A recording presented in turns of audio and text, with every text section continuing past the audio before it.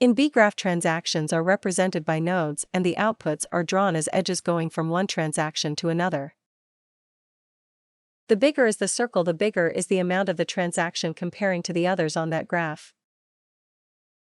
The color of elements depends on the palette. The information about all of its inputs is required to calculate the transaction amount. Each output contains information about the starting transaction, and, in most cases, the ending transaction.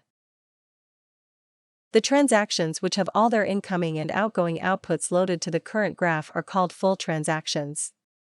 Their size and color are based on that information. Some transactions are mentioned in outputs, but don't have all their incoming and outgoing inputs loaded to the current graph. These transactions are called fringe transactions. The fringe transactions are drawn with the line inside, and all of them are of the same size. If you want to have all the information about fringe transaction, load it to the graph by double-clicking it. It will become full transaction and its outputs, most probably, will introduce other fringe transactions. The hexagonal nodes and the edges with the triangle arrow represent complex objects consisting of several nodes and edges. These elements are hidden to minimize the visual noise and can be revealed if you click on complex object. Additional graph area will be shown under the main graph area, containing the hidden elements.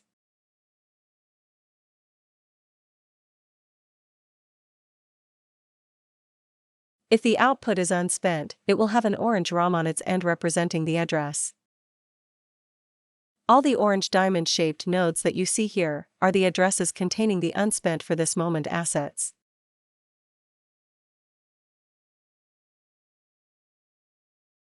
There are few other special nodes except addresses and complex nodes.